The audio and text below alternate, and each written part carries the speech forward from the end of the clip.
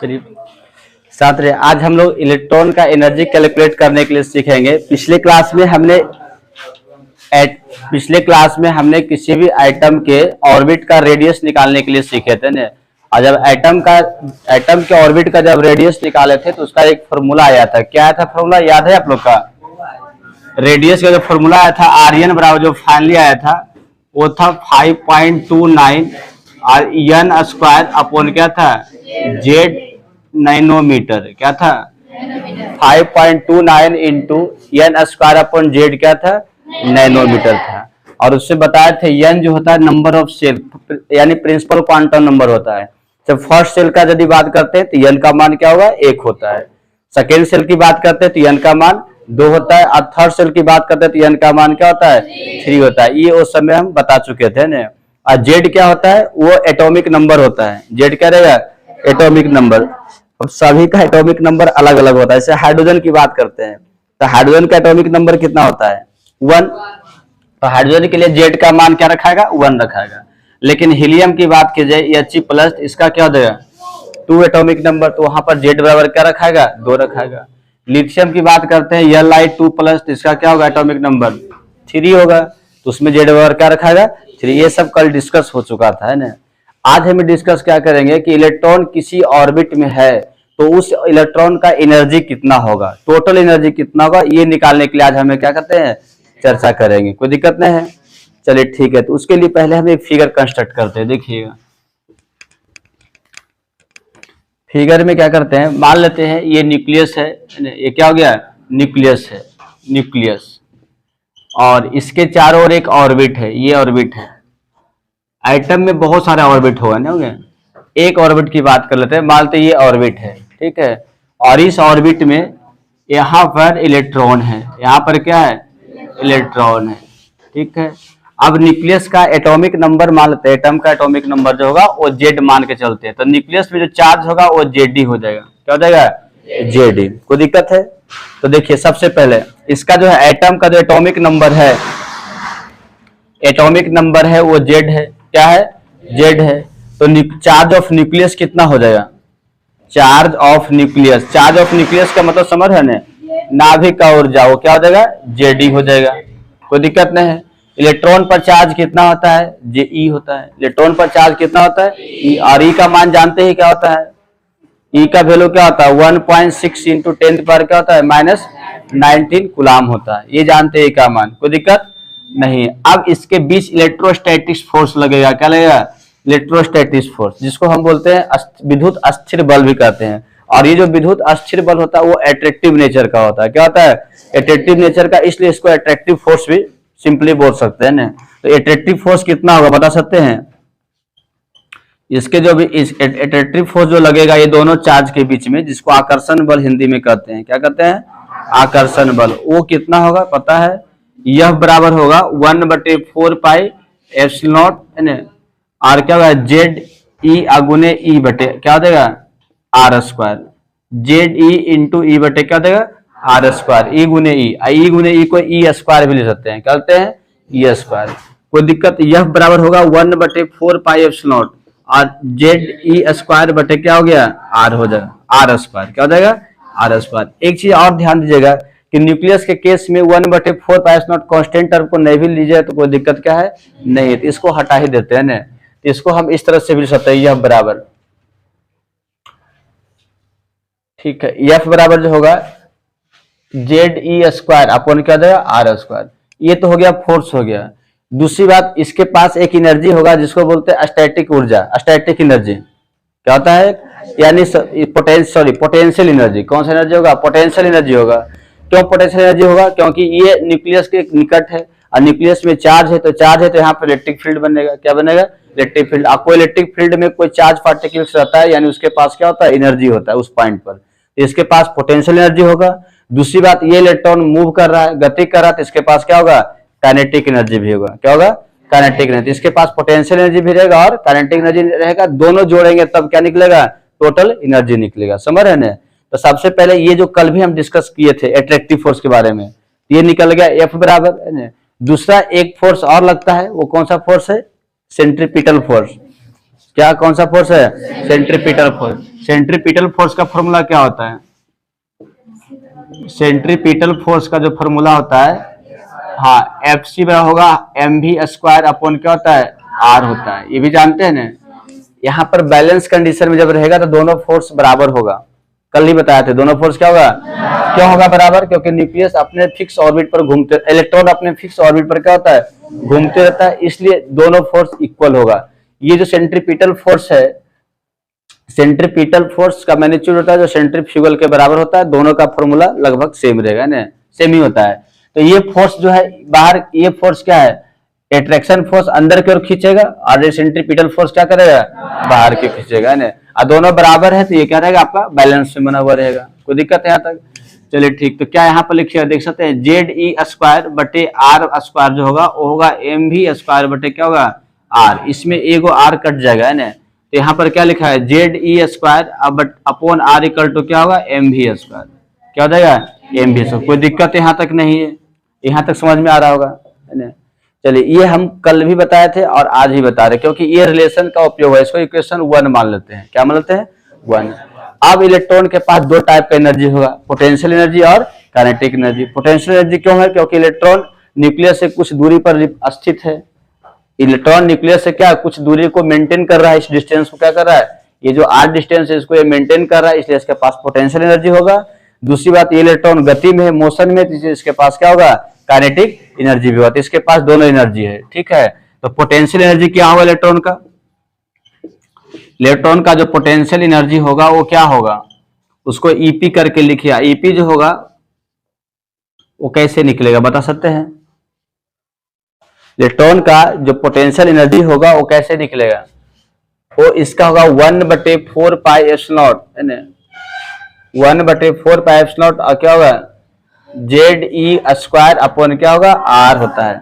R होगा, square नहीं, क्योंकि पोटेंशियल एनर्जी का जो फॉर्मूला होता है ना वो होता है 1/4πε0 और Q1 Q2 बटे R² होता है। Q1 Q2 बटे क्या होता है? सॉरी, R होता है, केवल R। Q1 Q2 बटे क्या होता है? R होता है। ये पोटेंशियल एनर्जी का फॉर्मूला होता है 1/4πε0 Q1 Q2 बटे क्या होगा?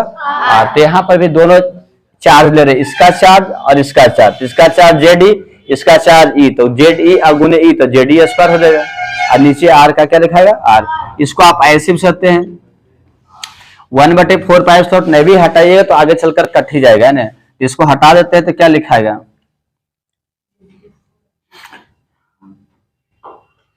या तो क्या कीजिए, ठीक है, इसको जब हटा दिए 1/4πε0 तो क्या होगा? ZE² अपॉन क्या हो जाएगा? R हो जाएगा। ZE² अपॉन क्या हो गया? R।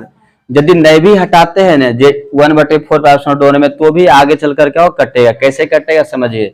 देखिए, इसमें है 1/4πε0 बराबर इतना है, यह बराबर इतना निकला हुआ है ना, 1/4πε0 इसमें भी है।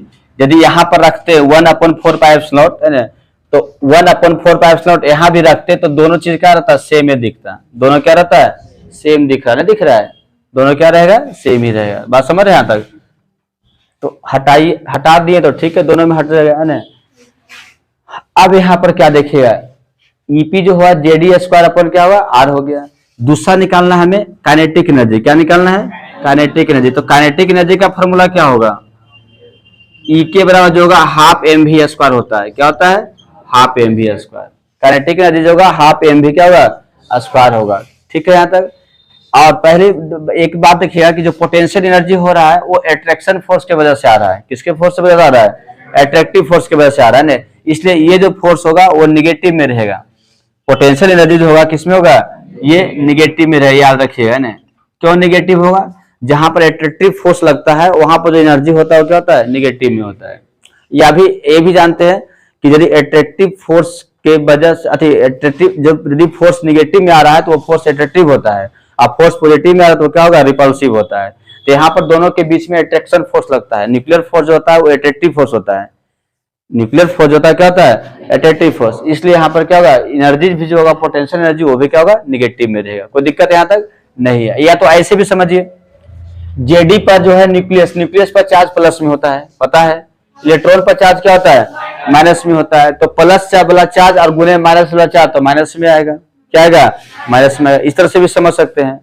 एक तो अट्रैक्टिव फोर्स की वजह से भी कह सकते हैं कि पोटेंशियल एनर्जी निगेटिव में है, या तो फिर चार्ज की वजह से वो प्लस वाला है, वो क्या है माइनस वाला है। यहाँ तक दिक्कत नहीं है, ये निकल गया। अब इसमें देखिए क्या चलेगा, दोनों को जब जोड़िएगा ईपी और ई के, पोटेंशियल एनर्जी और काइनेटिक एनर्जी, तो टोटल एनर्जी मिलेगा। तो क्या मिल जाएगा, टोटल एनर्जी। तो इतना नोट कीजिए, दोनों को जोड़ते हैं। अब देखिएगा आप भी जोड़ सकते हैं, कैसे जोड़ना है, इतना प्लस इतना कीजिएगा और इसके जगह पर क्या रखा जाएगा, एम वी स्क्वायर, माइनस में क्या रखा जाएगा, माइनस एम वी स्क्वायर। कोई दिक्कत है, ये हाफ एम वी स्क्वायर, ये माइनस एम वी स्क्वायर घटाइएगा तो minus half M V square हो जाएगा। क्या हो जाएगा, minus half M V square. और अलग से फिर वी स्क्वायर का मान निकाल लेना है। अब वी स्क्वायर का मान भी आराम से आपका निकल जाएगा, कैसे निकलेगा उसके बारे में बताएंगे। चलिए ठीक है, इतना नोट कीजिए पहले। अब यहाँ पर देखिए टोटल एनर्जी कैसे निकल जाएगा ना, इलेक्ट्रॉन का जो टोटल एनर्जी होगा, शांत रहिएगा थोड़ा सा, इलेक्ट्रॉन का जो टोटल एनर्जी होगा वो हो जाएगा ई बर इक्वल टू ई एन करके चलते चले, ई इक्वल टू होगा ईपी प्लस क्या होगा ई के, ईपी और प्लस क्या हो गया ई के हो जाएगा। ठीक है, ईपी के जगह पर क्या रखाएगा,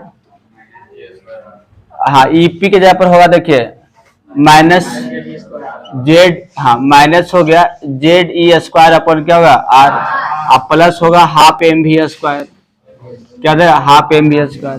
फिर ई इक्वल टू देखिए Z E square upon R के जगह पर एम वी स्क्वायर होता है, जानते हैं ना, तो माइनस का माइनस से रहेगा ना एम वी स्क्वायर, अब प्लस हाफ क्या हो जाएगा एम वी स्क्वायर। इक्वेशन 1 से जेडी स्क्वायर अपन आर की जगह पर क्या हुआ एम वी स्क्वायर, तो minus JD square upon R था तो माइनस एम वी स्क्वायर हो गया, और फिर plus half M V square.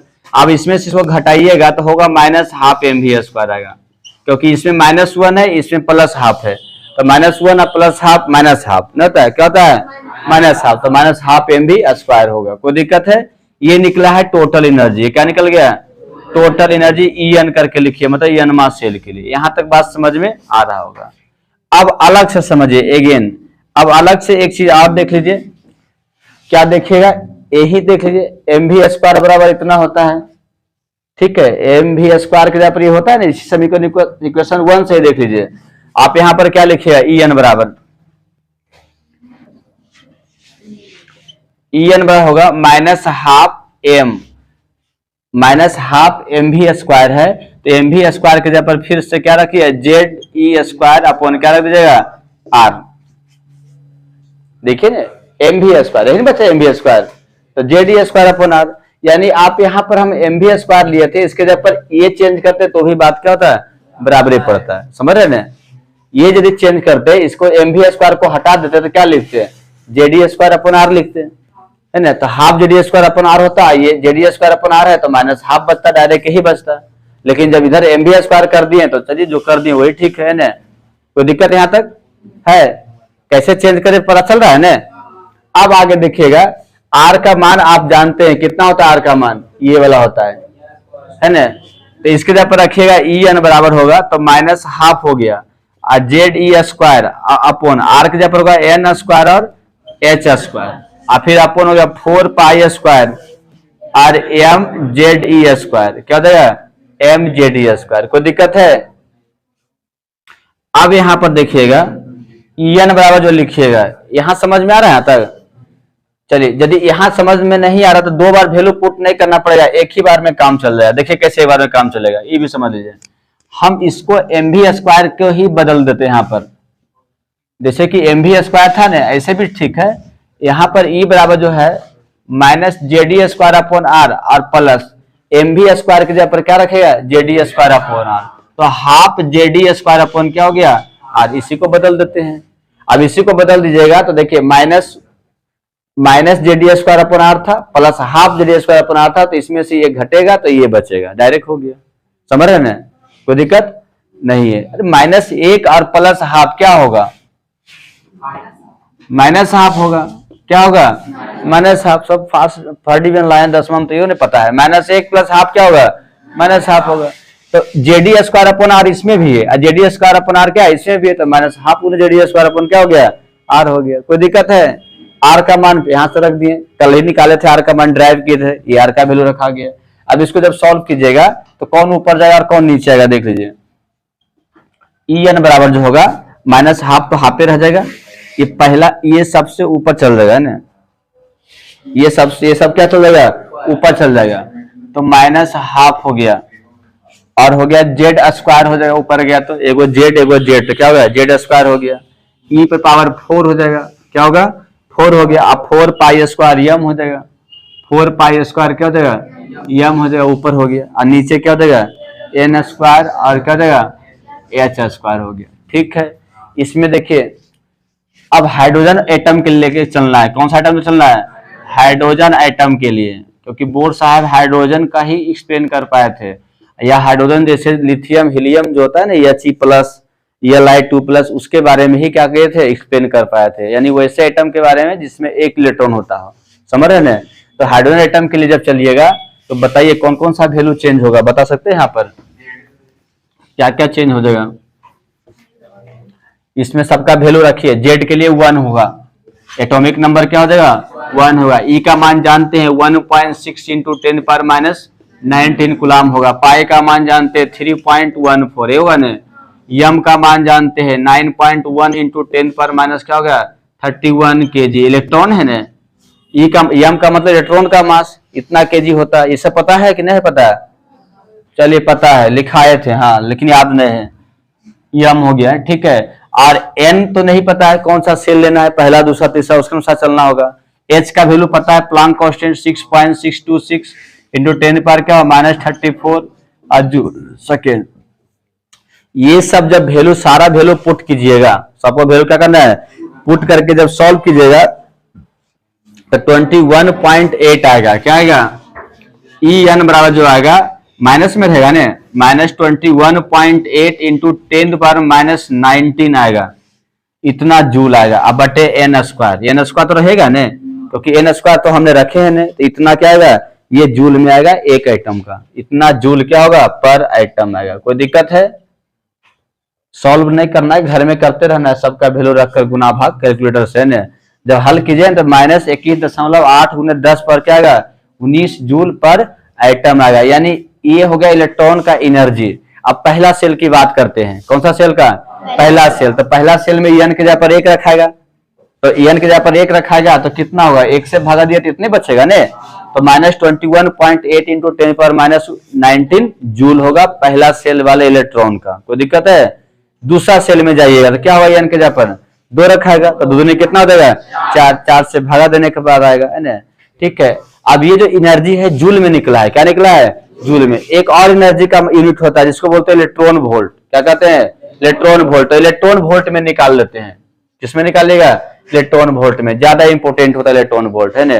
तो उसके लिए याद रखना है 1 इलेक्ट्रॉन वोल्ट यदि एनर्जी है तो उसमें होता है 1.6 इंटू 10 पर होता है -19 जूल होता है। 1 इलेक्ट्रॉन वोल्ट में कितना होता है 1.6 इंटू 10 पर क्या होता है -19 जूल, ये याद रखना है। इलेक्ट्रॉन वोल्ट किसका यूनिट है? इलेक्ट्रॉन ईवी को बोलते हैं, ईवी को क्या बोलिएगा इलेक्ट्रॉन वोल्ट कहते हैं। इलेक्ट्रॉन वोल्ट ये किसका यूनिट है? ये एनर्जी का है। ये क्या है एनर्जी, क्योंकि एनर्जी के बराबर ही एनर्जी होता है, समझ रहे ना। इधर जूल है एनर्जी तो इधर भी क्या होगा एनर्जी होगा। इलेक्ट्रॉन वोल्ट किसका यूनिट है? एनर्जी का है। कोई दिक्कत है? कोई दिक्कत नहीं। अब बताइएगा इतना हो गया तो इसलिए 1 जूल में कितना इलेक्ट्रॉन वोल्ट होगा बता सकते हैं? 1/1.6 इंटू 10 पर क्या होगा -19 इलेक्ट्रॉन वोल्ट होगा ना, हो जाएगा। 1 इलेक्ट्रॉन वोल्ट में इतना जूल होता है तो 1 जूल में इतना इलेक्ट्रॉन वोल्ट होगा, इसलिए इतना जूल है। एनर्जी आपके पास कितना है? इतना जूल। तो आप लिख सकते हैं EN बराबर होगा -21.8 × 10 पावर, क्या आप लोग को पता मैथो आता कि नहीं आता है, बटे n स्क्वायर और गुने क्या हो जाएगा 1/1.6 इंटू 10 पर माइनस क्या हो गया 19 आएगा। अब ये जो एनर्जी गुना भाग करने के बाद आएगा वो किस में आएगा इलेक्ट्रॉन वोल्ट में आएगा। किस में आएगा इलेक्ट्रॉन वोल्ट में। अब इसको जब लिखिएगा सॉल्व कीजिएगा तो कितना आएगा बता सकते हैं? देखिए -19 पावर कट जाएगा ना, अब 16 से भागा दीजिए, कितना बार में लगेगा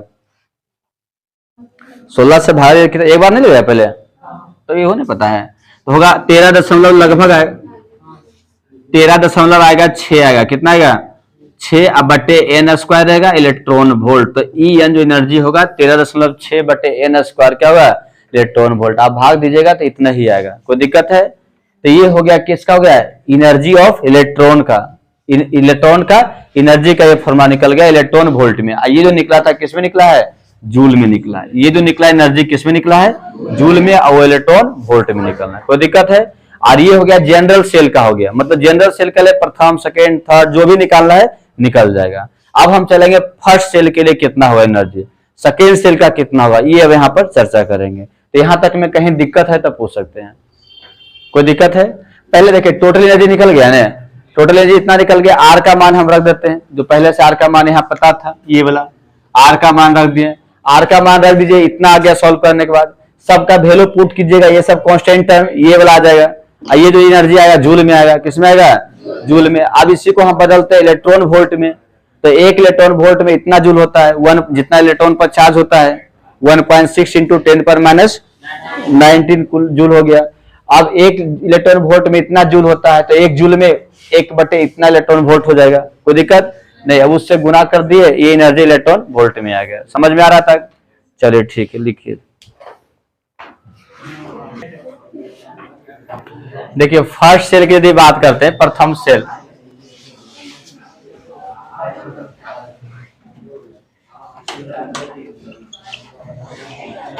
यदि फर्स्ट सेल की बात करते हैं तो फर्स्ट सेल में क्या होगा बता सकते हैं।